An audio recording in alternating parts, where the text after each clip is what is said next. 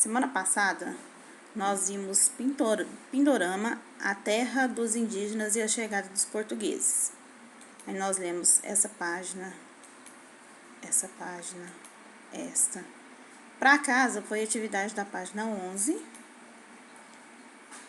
página 12, seção Saiba Mais, que já estão corrigidas lá no portal do GR8. Não se esqueçam, ambiente virtual fórum. Lá tem todas as respostas que vocês precisam para fazer a correção. Hoje nós vamos ler A Chegada dos Povos Africanos. Acompanhe no livro de vocês, por favor. Lembrando, gente, que a África é um continente com dezenas de países, sendo que os povos vieram ao Brasil a partir de diferentes territórios. Portanto, é importante ressaltar que cada um tem suas particularidades históricas, étnicas e culturais. Não se esqueçam disso. A chegada dos povos africanos. De meados do século XVI até o século XIX, aproximadamente 4,4 milhões de africanos cruzaram contra sua vontade o Oceano Atlântico até chegar ao Brasil. Eles foram trazidos como escravizados pelos colonizadores europeus para trabalhar principalmente nos engenhos de cana-de-açúcar, plantações de café, extração de minérios e atividades domésticas. Aqui nós temos a vista panorâmica da Baía de Todos os Santos na atualidade. Esse foi um dos principais locais de chegada dos povos africanos ao Brasil entre os séculos XVI e XIX. No Brasil, os povos africanos também não aceitaram pacificamente tanta violência e continuaram resistindo à escravidão. O maior símbolo da luta desses povos eram os quilombos, lugares organizados para abrigar os escravizados que buscavam liberdade.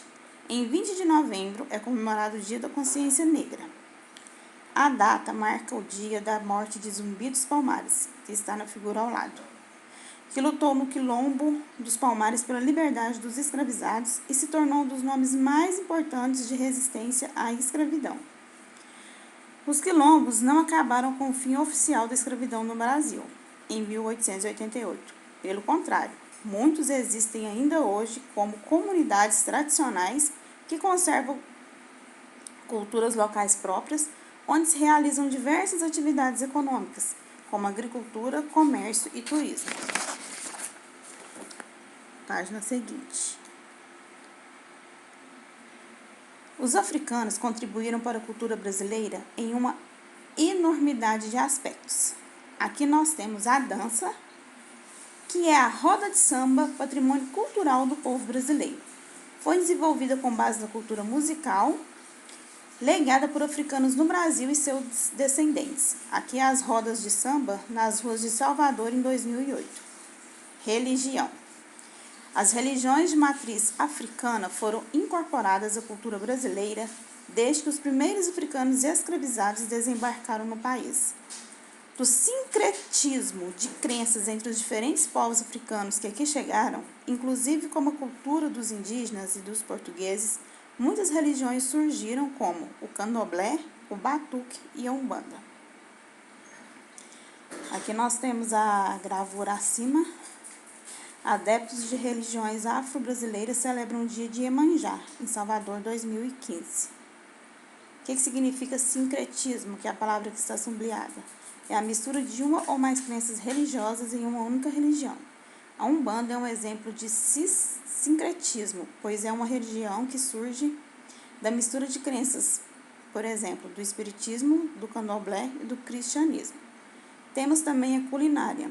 Diversos pratos regionais como o acarajé, a pamonha e o feijão preto em todo o país, entre outros, são produtos de influência africana sobre a culinária brasileira. Aqui nós temos a baiana na banca do acarajé. São mulheres que se dedicam ao ofício tradicionais de vender acarajé e outros pratos típicos africanos nas ruas de Salvador, Bahia, 2016. Vamos para os gêneros musicais. Música. Gêneros musicais como o samba e o maracatu, assim como diversos instrumentos musicais brasileiros têm suas origens ligadas à cultura dos africanos e seus descendentes no Brasil. Aqui nós temos Alegria Geral, depois vocês leem em casa, e vamos passar para os elementos linguísticos. A língua portuguesa tem influência de língua indígena tupi e também de línguas africanas. Diversas palavras que utilizamos no dia a dia foram trazidas pelos povos africanos para o Brasil, como dengo, neném, quitanda, samba, moleque, entre tantas outras. Aqui tem a quitanda, palavra de origem africana para designar barracas quer dizer comerciais das feiras espalhadas pelo país. Aqui nós temos o fubá, que é a farinha de milho, o marimbondo, um inseto capaz de causar ferroadas doloridas nas pessoas, é uma palavra também africana que remete a vespas. E temos os quitutes, palavra africana utilizada para designar pequena porção de comida apetitosa antes da refeição principal. Vamos para as atividades.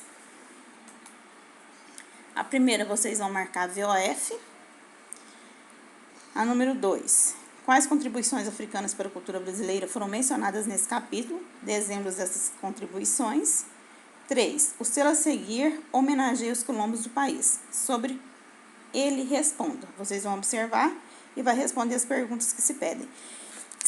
Lembrando que, se você não pesquisar tudo que você estudou lá atrás, no início desse capítulo, dessa matéria, você não vai dar conta de responder. Por quê? Aliás, pode até ser que eu esteja enganada, né? Pode até dar conta sim. Só que a pesquisa é fundamental. Ou seja, você simplesmente não vai ler aqui e vai sair marcando VOF. Vai voltar lá no início e ver se realmente está de acordo com o que está sendo pedido aqui. Então, pesquisem antes de responder no texto. Nós acabamos de ler nos textos. Página 17. Descreva o tipo de moradia ilustrada no selo. Que imagens no selo remetem à cultura dos povos africanos. Então, a número 3, pessoal, A, B, C, D e E, tá toda nessa ilustração aqui, nesse selo aqui. Palmares foi o maior e mais resistente quilombo no Brasil, mas muitos outros se organizaram em todo o território nacional. Aqui vocês vão ler, vão responder o que é um quilombo. Em sua opinião, por que é importante preservar as áreas das comunidades dos descendentes de quilombolas?